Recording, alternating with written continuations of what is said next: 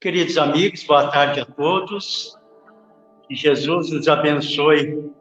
Conta o evangelista Mateus que naquela manhã Jesus caminhava em direção à casa de Jairo. E enquanto caminhava, grande multidão seguia o mestre. Quando, num determinado momento, ele irá parar a sua caminhada, irá fazer aquela pergunta estranha: quem me tocou? Várias pessoas haviam tocado o mestre. Ele estava rodeado pela multidão. E os discípulos olham para ele e dizem isso. Várias pessoas o tocaram. Mas ele irá dizer: alguém me tocou de um modo diferente, porque eu senti que saiu de mim um poder, saiu de mim uma virtude. Ele olha e a 2 metros dele está aquela senhora ajoelhada, orando e chorando. E ela diz: foi eu que o toquei, Senhor. Eu tinha certeza, se tocaste as tuas vestes, eu ficaria curada. O Cristo olha para ela e diz: vai, a tua fé te curou. Ele poderia ter dito diferente. Ele poderia ter dito: vai, eu te curei, eu sou o Cristo, aquele que cura. Mas ele quis colocar à conta dela a busca da cura. Efetivamente, aquela mulher estava há 12 anos doente, com fluxo hemorrágico. Consultaram os médicos da época que não a curaram, e ela sofria um preconceito porque era considerada uma mulher impura, e ela tinha certeza que se encontrasse o mestre, ficaria curada. E efetivamente a cura promovida pelo Cristo naquele momento é a cura que a gente diz cura integral, não só do corpo físico, mas do ser espiritual que todos nós somos. E se nós formos ver ao longo da história da humanidade, nós vamos ver que sempre tiveram presente aqueles 2 aspectos de doença e saúde. Um aspecto vinculado ao ser integral, corpo físico e espírito, e um aspecto voltado tão somente ao corpo físico.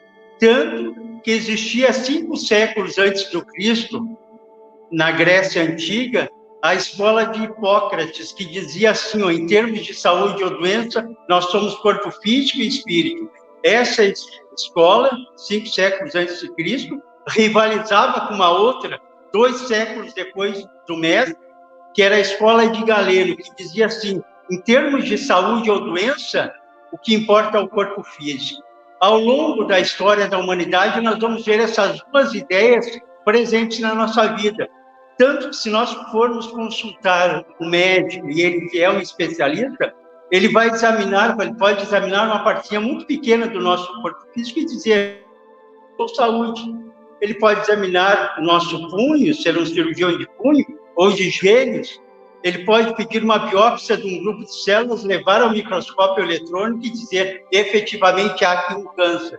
Mas se o indivíduo é analisado na sua parte física e não tem nenhum problema, a gente não pode dizer que ele é saudável, porque tem pesquisas que indicam que a pessoa mais doente da nossa sociedade é o doente psiquiátrico. E também tem pesquisas que dizem que o doente psiquiátrico, apesar de ele se alimentar mal, conviver mal em sociedade, ter um relacionamento com o próximo precário, ele guarda silêncio com relação às doenças orgânicas, ou seja, é um doente mais grave, psiquiátrico, mas não tem muitas vezes manifestações físicas da sua doença. Mas se esse indivíduo não tem nenhum problema na parte psiquiátrica, nenhum problema na parte física, nós ainda não podemos dizer que ele é saudável, porque parcela significativa da nossa sociedade, especialmente nas grandes cidades e próximas a elas, são aquelas pessoas que têm as doenças emocionais, que estão muito em voga agora. A doença emocional, não é? Que se alteraram e cresceram muito com a pandemia. Então, se o indivíduo, muitas vezes, tem uma fobia, ele tem um problema qualquer na parte emocional, nós não podemos dizer que ele é saudável ainda, se ele tem esse problema. Se é analisado nessa parte e não consta nada, no aspecto psiquiátrico também, no físico igualmente, nós ainda não podemos dizer que ele é saudável, porque todos nós que estamos aqui na Terra, de um modo geral, somos aqueles indivíduos doentes, né? Nem que seja a doença da alma, muito bem explicitada por Hamed e Joana de Ângeles. O que é a doença da alma? Orgulho, egoísmo, apego. Esse, de um modo geral, na Terra, somos nós. Então, quando nós falamos em saúde ou doença, a gente pode falar aqui, entre aspas, ó, lá de fora do corpo físico para o interior do indivíduo, ou bem do interior, o ser espiritual, para fora do indivíduo. Em algum aspecto, nós vamos ter doenças, nem que seja no espiritual. E quando nós falamos em saúde ou doença também, nós lembramos que era bastante comum, algum tempo atrás, se dizer que as doenças eram de fundo genético. Se dizia que mais de 80% delas eram assim, né? E na última década, especialmente, ou na década de 90 para cá, começou a se perceber um outro mecanismo que faz com que surjam as doenças, que não é a genética, porque a genética, quando nós reencarnamos com o gene do papai e da mamãe, muitas vezes transmite doenças, elas não indicam o destino do indivíduo. Não, porque nós vamos desenvolver ou não as patologias da genética de acordo com as nossas escolhas. Então, existe aquilo que a gente chama de epigenética. O que é a epigenética? O indivíduo tem os genes para a doença, mas ele vai desenvolver ou não a patologia de acordo com o seu pensamento, de acordo com a sua alimentação, de acordo com a sua religiosidade, ou seja, de acordo com as suas escolhas. Então, nós é que escolhemos se a gente quer saúde ou a gente quer doença. E daí, num sábado, no começo, a gente sai numa casa abençoada aqui, mas a gente poderia estar lá adiante, naquele outro ambiente, né? Naquele bar, naquele local, buscando doença. Então, nós estamos buscando saúde, né? E genética, é muito bom que muitas vezes as pessoas falam em genética, porque muitas doenças são desse de fundo. A diabetes, depressão, alcoolismo, ansiedade, tem fundamento genético. E muitas vezes a pessoa diz assim, coitadinho de mim, eu tenho tal doença por causa de papai ou de mamãe. Negativo. Nós podemos ter os genes, mas nós iremos desenvolver ou não a patologia de acordo com as nossas escolhas. Nós é que escolhemos, então, se saúde ou doença. Quando nós falamos também nesses termos de saúde ou doença, a gente pensa na importância do pensamento. O pensamento, ele pode nos trazer processos patológicos muito bem conhecidos ou não. E nós lembramos que no ano de 1935, um esoterista americano chamado Prentice Montfort publicou um livro chamado A Morte, Essa Grande Ilusão. E lá no capítulo 3º da referida obra, ele fez um comentário interessante. Ele diz assim que no momento em que nós estamos fazendo a refeição com os nossos familiares, nós temos ali um momento de discussão, um momento de briga, um momento de dificuldades ali, as dispepsias que advirão depois. O que é a dispepsia? É o problema estomacal, né? Vai ser muito menos pela qualidade do alimento, mas muito mais pela intoxicação mental por aquilo que estamos pensando. Quando o Prentice Montfort publicou isso em 1935, passou a conta de ilusão. Não se acreditava à época que o pensamento pudesse produzir alguma doença no corpo. Daí, no ano de 1989, uma farmacêutica americana chamada Candice Pert, concluindo seu curso de pós-doutorado em farmácia, ela fez uma descoberta interessante. Diz ela assim, que todos nós, né, vivenciamos diariamente dezenas de emoções, emoções boas e emoções ruins. O que é uma emoção boa? Amor, fraternidade, religiosidade, né? O que é uma emoção ruim? Ódio, rancor, medo, raiva. Então, quando todos nós, por dia, né, vivenciamos uma série dessas emoções, e vai dizer ela assim, quando nós temos uma emoção boa, com essa emoção boa, nós fazemos com que seja colocado na corrente sanguínea aquilo que a gente chama de neurotransmissores, ou hormônios, né, que vão otimizar o sistema imunológico do indivíduo. Ou seja, nós estamos mais protegidos de doenças. Quando nós temos emoções degradantes ou ruins, essas emoções vão prejudicar o nosso sistema imunológico. Portanto, nós ficamos mais propensos a doenças, a vírus, bactérias, né? Então, pelo nosso pensamento, nós vamos otimizando ou dificultando o nosso sistema imunológico.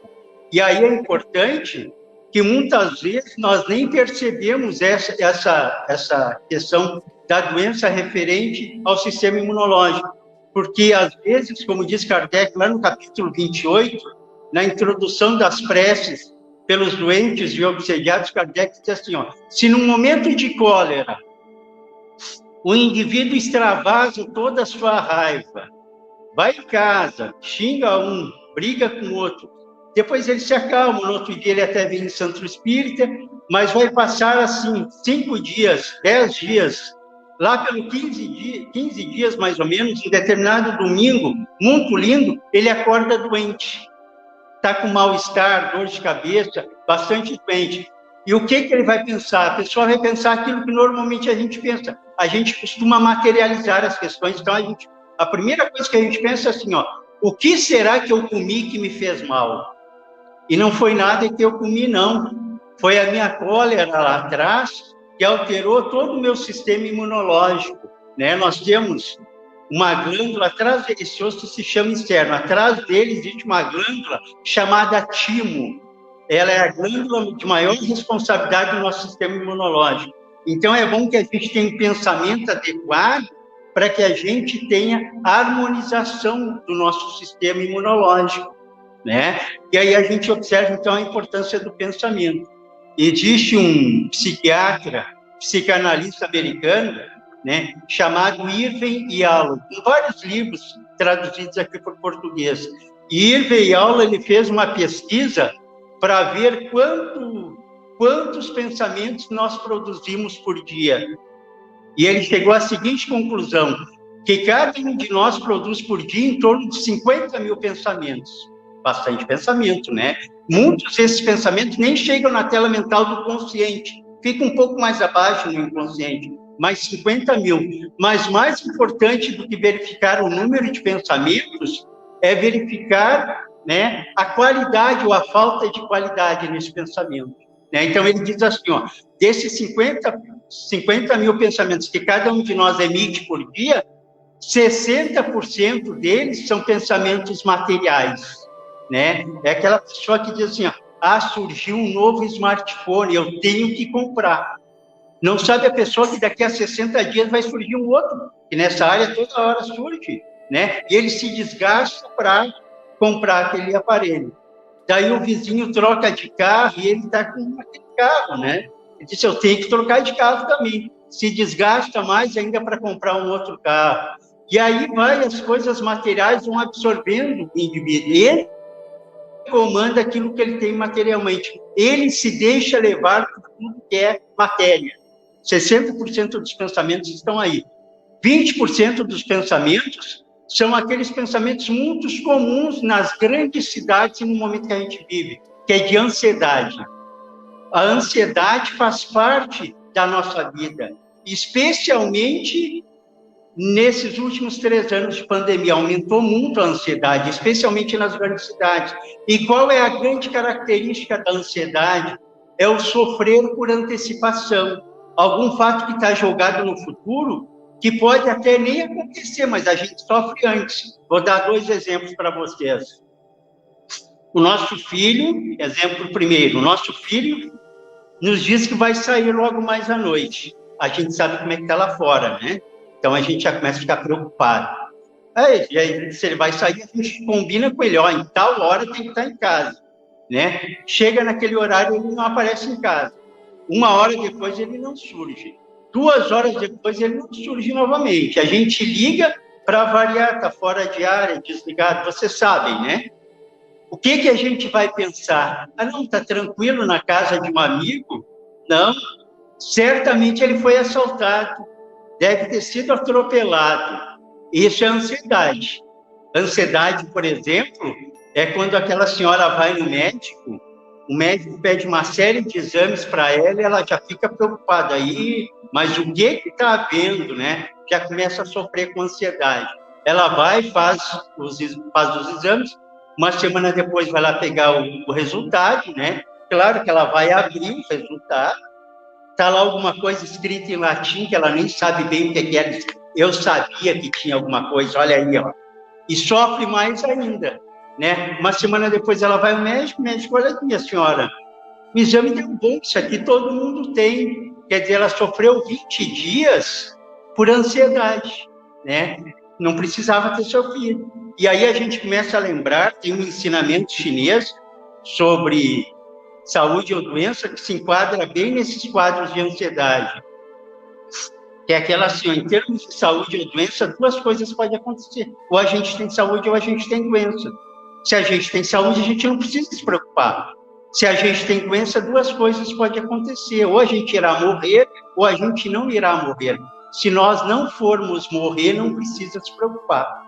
Se a gente for morrer, duas coisas podem acontecer. Ou a gente vai para o céu, ou a gente vai para o inferno. Se a gente for para o céu, não precisa se preocupar. E se a gente for para o inferno, vai encontrar tanto conhecido lá, que a gente não precisa se preocupar também. Ou seja, a gente é excessivamente preocupado. Não precisamos nos preocupar tanto, né? Porque a preocupação excessiva traz doença.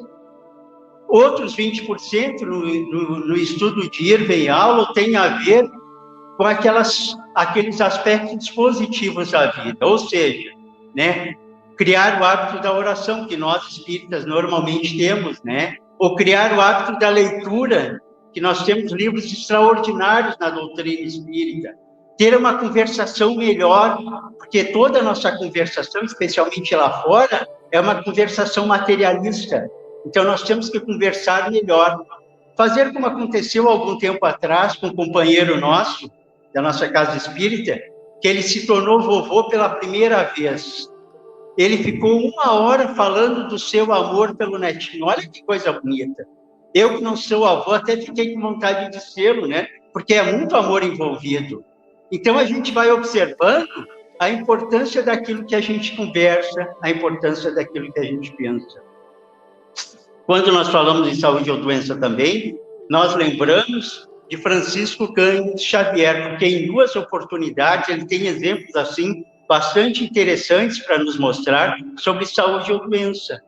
Aquela primeira vez aconteceu em Uberaba, quando um jovem o procura profundamente preocupado. Esse jovem, hoje, já é uma pessoa de idade e conhecida de todos nós, porque ele é um palestrante do Brasil inteiro. Então, esse que seria um futuro palestrante, hoje é um grande palestrante, ele procura o Chico lá em Uberaba. E diz assim: Chico, eu estou mal, estou muito doente. E o Chico, com aquele jeitinho simples dele: mas tu vê, meu irmão, eu tenho problema de glaucoma, eu tenho problema cardíaco, mas Chico, o médico, diz que eu vou morrer. Meu filho, todos nós vamos morrer, diz o Chico. Mas o médico diz que a minha vida está por um fio. E aí o Chico olha para ele e diz assim: mas o médico diz que fio é esse? Se é um fio de algodão, se é um fio de nylon, se é um fio de aço? Porque a espiritualidade que está aqui diz assim, ó: trabalha que tu engrossa esse fio. Trabalhar no bem nos traz vida, saúde, né? O outro exemplo, daí Pedro Leopoldo, que o Chico nos traz sobre saúde ou doença, é aquele exemplo daquela mãezinha profundamente preocupada e aflita, acompanhada pelo seu filho adolescente, que procura o Chico. E ela diz assim: Chico, o meu filho está com gangrena nas pernas, os médicos querem amputar as pernas dele. O que a espiritualidade pode dizer?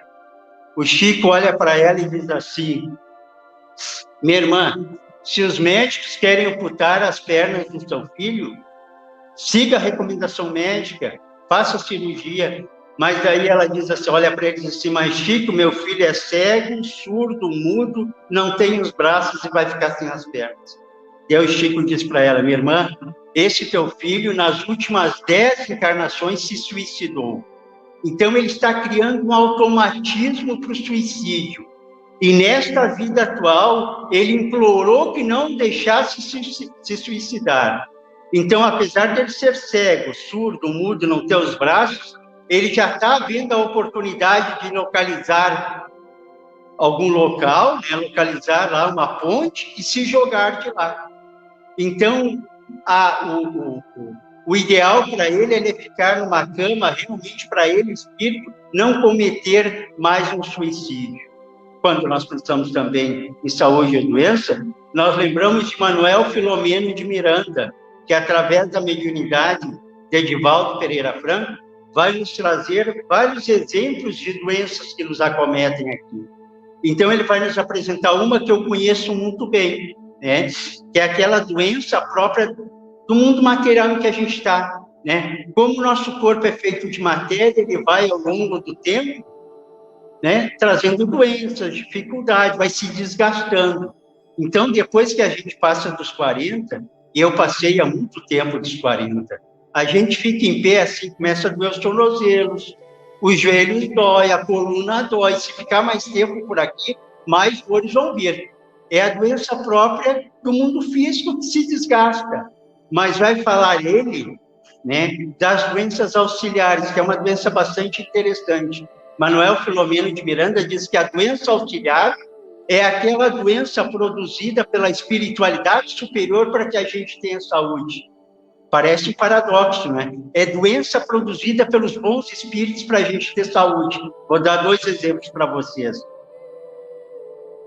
Muitas vezes, quando acontece um acidente aéreo e que todas as pessoas ali desencarnam em função do acidente, todos nós já ouvimos assim, 4, 5, 6 dias depois, alguém dizer assim, ó, eu era para estar naquele voo, mas fiquei doente e não pude embarcar. O que é isso? Ele não estava aqui, entre aspas, enquadrado para passar por aquele acontecimento. Os bons espíritos produzem uma doença nele para ele realmente não viajar, né? Às vezes a pessoa fica presa no trânsito para não viajar, porque ele não está enquadrado naquele fato. É como ocorreu com um companheiro nosso, da nossa casa espírita, né? Ele foi viajar a São Paulo, naquele voo da TAM, que saiu de Porto Alegre e ocasionou o desencarne de todos aqueles nossos irmãos lá em São Paulo. Ele era para estar naquele voo. Ele vai no aeroporto, compra passagem, passa o cartão não funciona. Passa de novo, o cartão não funciona. Passa pela terceira vez, não desistiu, não funcionou o cartão, não pôde embarcar. Ele liga para a esposa vai até o aeroporto. Na primeira tentativa, 1h30 depois, passa o cartão funciona, ele pega o outro voo. Veja só, né? São as doenças auxiliares que Manuel Filomeno de Miranda conta. E um outro exemplo bem interessante é aquele nosso irmão espírita, né, companheiro nosso, que era motorista de ônibus, e ele foi renovar a CNH dele, a carteira de habilitação. Ele já tinha uma dificuldade na vista, né? Ele vai lá no Detran, passa pelo oftalmo, né? O oftalmo examina e diz, olha, está reprovado, não vai mais poder trabalhar. O que ele faz? Ele vai no outro oftalmo, refaz os óculos e vai para o Detran para avaliação. O médico examina e diz, não, está reprovado, não tem como fazer. Né? E ele disse, mas doutor, eu modifiquei, não, mas não tem como continuar sendo motorista de ônibus. Daí ele teve uma ideia interessante. Ele descobriu onde era o consultório particular daquele médico do Detran. Ele foi lá, pagou a consulta, refez os óculos e veio com a avaliação do mesmo médico. O médico avalia e reprova ele. Ele disse, mas como, doutor? O senhor está reprovando algo que o senhor mesmo fez. O médico ficou muito constrangido, mas reprovou ele. Depois esse nosso irmão foi à casa espírita, né? Começou a se lamentar lá na orientação espiritual, dizendo, olha o que os obsessores fazem. E começou a contar. E daí o espírito amigo diz assim, não foram os obsessores, fomos nós que fizemos. Já não tinha mais condições de dirigir. Olha a responsabilidade de dirigir um ônibus. Antes que ocasionasse uma situação assim, trágica, né, de acidente mais grave, tiraram ele dali. Porque o que ocorre? A nossa visão em termos de saúde ou doença é uma visão muito material. Nós vemos só as questões de ordem material. Nós não observamos na dimensão espiritual. E é ali que muitas vezes se encontra a resposta para questões que ocorrem conosco. E quando nós falamos em saúde ou doença, nós lembramos do Evangelho de Lucas. Porque Lucas foi médico e no seu evangelho ele coloca várias curas produzidas pelo Cristo. E nós temos lá no capítulo 12 de Lucas uma passagem bastante interessante. É aquela passagem em que o Cristo está chegando à cidade de Jericó. E lá em Jericó existia um cego chamado Bartimeu, que vivia à beira do caminho pedindo esmola. O Cristo, quando estava em sociedade, estava sempre rodeado de grande multidão, e assim aconteceu na cidade de Jericó. Ele chega na cidade, rodeado de multidão, vai passando, e Bartimeu, que está lá jogado, lá adiante, ele percebe pela sua sensibilidade interior, pelas suas vias internas de sensibilidade, ele percebe que está em presença daquele Messias anunciado séculos e séculos antes pelos profetas. E ele aproveita que ele sabe que o Cristo está ali e diz: Jesus, filho de Davi, tende piedade de mim. E o Cristo vai passando com a multidão. Ele fala mais alto: Jesus, filho de Davi, tende piedade de mim.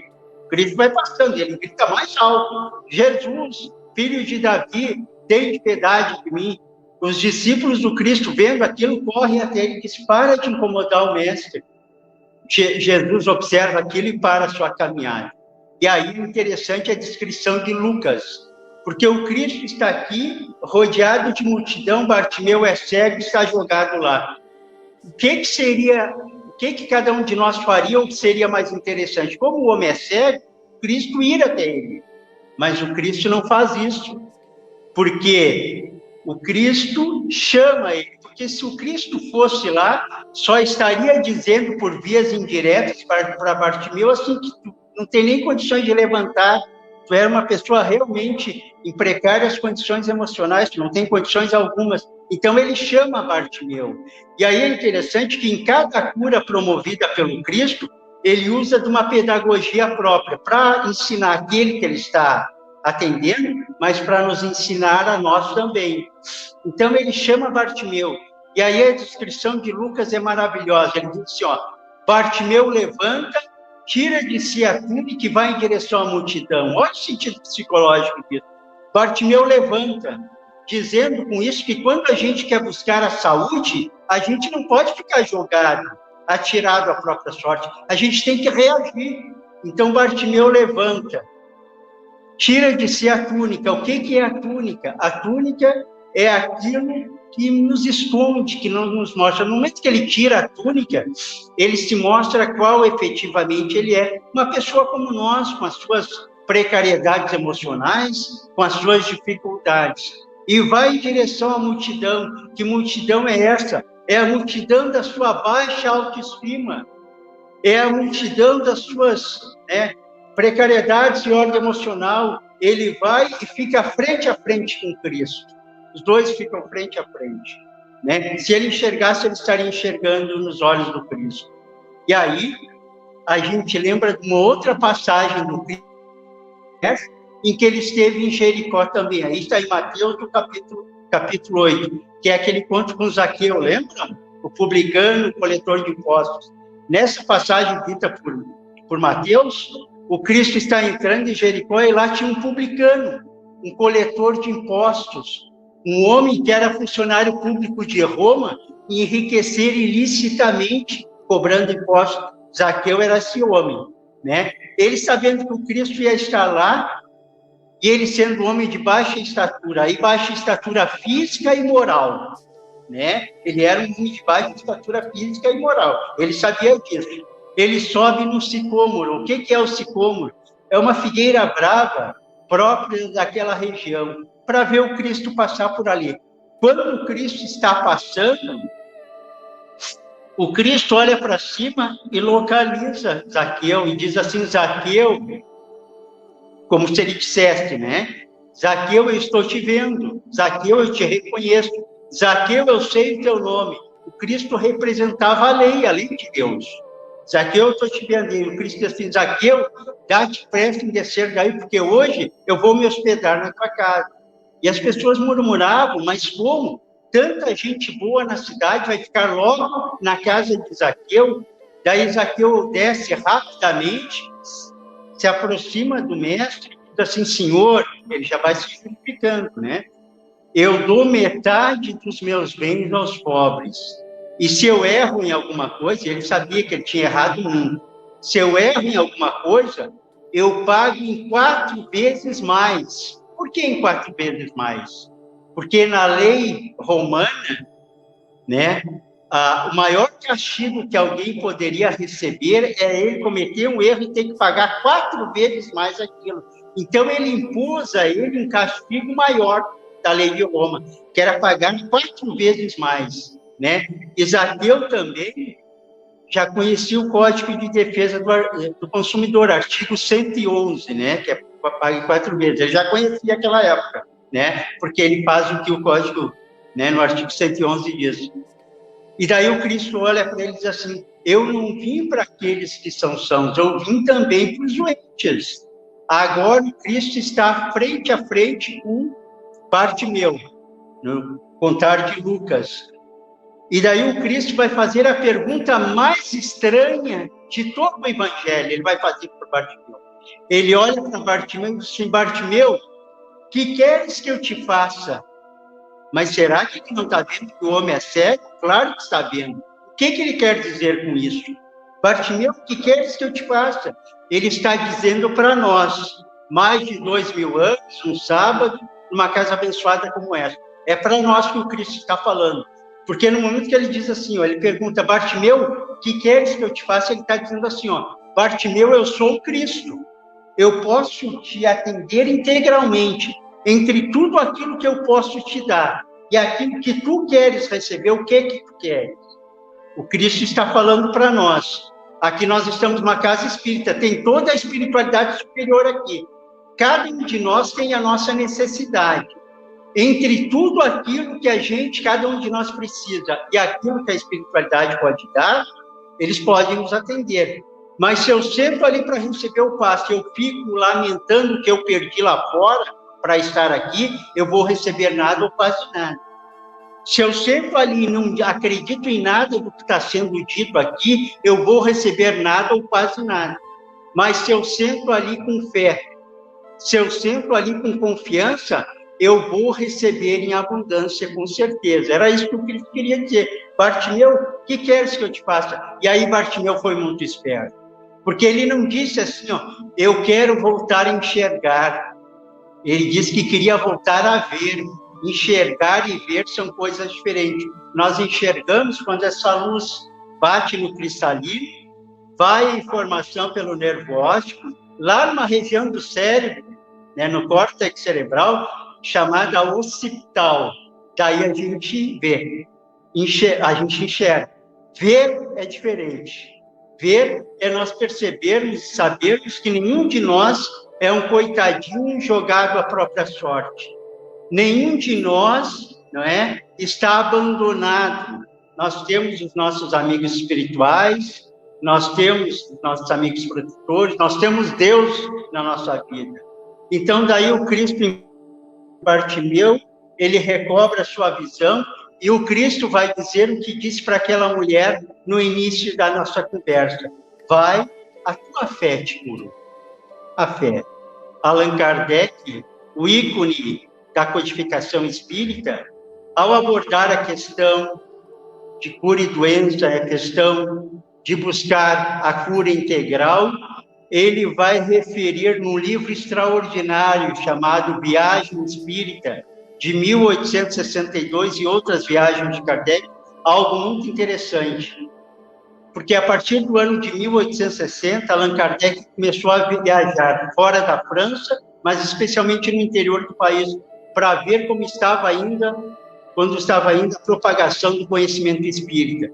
E as viagens principais de Kardec foram no ano de 1862, tanto que gerou esse livro, né? As viagens de Kardec de 1872 e outras viagens. Então, nesse ano de 1862, ele foi em 20 cidades no interior da França. E no dia 25 de setembro de 1862, uma terça-feira à noite, Kardec está na cidade de Lyon. Né? Ele está muito feliz, sua terra natal. E quando Kardec ia a essas cidades, ele fazia assim, ele fazia uma palestra de 1 hora e depois ele abria para perguntas. Porque é natural, se hoje algumas pessoas têm dúvidas sobre a nossa querida doutrina, imagina aquela época que estava sendo codificada, quantas dúvidas as pessoas têm. Então ele abria para perguntas. Mas o mais importante desta noite em que Kardec estava lá na cidade de Lyon, é que ele No início da palestra, o que ele vai dizer? Ele vai dizer assim, ó, existem 3 tipos de espíritas. O primeiro tipo de espírita é aquele que só vê curiosidade na doutrina. Ele não vê nenhum fundamento moral dentro da doutrina. Então, se ele vem à casa espírita pela uma primeira vez, é muito comum ele sentar lá no fundo, bem perto da saída, ou na frente, perto da saída, porque ele tem medo de ver espírito correndo daqui para lá ou de lá para cá. Então, ele já senta perto da saída. Esse é o primeiro tipo. O segundo tipo de espírita, no dizer de Kardec, esse a gente encontra com bastante frequência dentro da casa espírita. É aquele espírita que, normalmente, quando a gente termina a palestra, a gente está indo ali, vem ele correndo e diz: que palestra o senhor fez? O senhor falou tudo que a minha esposa tinha que ouvir, uma pena que ela não veio hoje. Ou então a gente vai ali, vem a nossa irmã e diz: que palestra, o senhor falou para o meu marido, uma pena que ele não está aqui hoje. Quer dizer, parece que a gente sempre fala para quem não está no centro espírita. E muitas vezes a gente está falando, a gente vê um cutucar no outro, ó, ele está falando para ti. E quando nós falamos do Evangelho, a gente nunca fala para o outro, a gente fala para nós, para cada um de nós que a gente fala. E tem o terceiro tipo de espírita, no dizer de Kardec, né? Esse somos nós, né? Que é o verdadeiro espírita. E aí Kardec vai explicar quem é o verdadeiro espírita, e eu gosto muito de uma palavrinha que o codificador usa, é aquele que procura ter oportunidade de conhecimento espírita e transformação através do conhecimento. Porque no momento que a gente entra naquela porta, nós temos que nos transformar, porque senão não tem razão de estarmos aqui. Num sábado, um dia bonito, acho que tem tantas coisas para a gente fazer, a gente escolheu estar aqui. E se a gente escolheu estar aqui, é para que a gente se transforme. Então, esse é o verdadeiro espírita. E Kardec vai dizer assim, ó, é aquele que conhece a doutrina pelo seu intelecto, mas esse conhecimento chega na emoção, chega no coração, e aí transforma o indivíduo. E é interessante que, anatomicamente, a nossa mente e o nosso coração são tão pertinhos, mas, às vezes, leva um tempo largo para a pessoa compreender e levar para cá e se transformar. Claro que compreender é o mais fácil. Se alguém me falar sobre reencarnação, vai explicar como é o processo, o pessoal vai entender, né? Mas, então, a gente tem que entender e levar para a emoção para transformar. Então, este é o verdadeiro espírita. É aquele que oportuniza a transformação de si mesmo. E, às vezes, a gente não faz isso. A gente tem condições, né? Porque tem a casa espírita, tem o evangelho, propriamente dito, do Cristo, nosso evangelho segundo o Espiritismo. Quer dizer, condições de conhecimento e transformação a gente não faz. E aí a gente age como aquela pessoa que está doente, vai no médico, o médico receita o medicamento, ela compra e toma o medicamento. Mas às vezes a gente age assim, ó. A gente vai ao médico, o médico prescreve o medicamento. A gente compra o medicamento, leva para casa, põe lá na prateleira, fica olhando para ele e diz assim: me cura, me cura. Ele não vai curar se a gente não tomar, a gente tem que tomar o medicamento. E qual é o grande, entre aspas, aqui, medicamento para nós? Não estou falando tanto somente de corpo físico, estou falando de ser integral que nós somos. O Evangelho. É o Evangelho o grande medicamento que irá efetivamente nos transformar, porque aquele medicamento físico lá do mundo, lá da farmácia, aquele é muito válido, é ciência, e ciência foi feita para nós, mas aquele é paliativo, aquele não cura, aquele transforma, não é? Naquele momento, o corpo físico, para que ele não sinta mais sintomas. A cura efetiva vem do Evangelho, e esse é o convite que a nossa querida doutrina espírita vem nos dar nessa tarde e noite de sábado. Muita paz a todos.